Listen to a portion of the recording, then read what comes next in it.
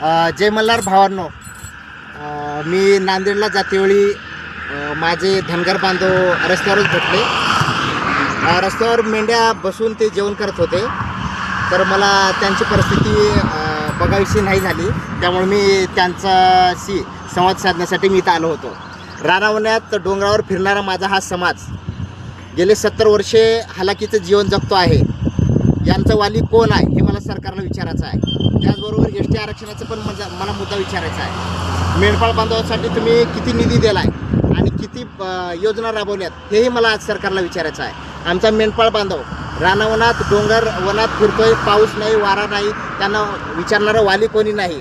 जेवलाय का कोण विचारत नाही, घर आहे का विचारत नाही.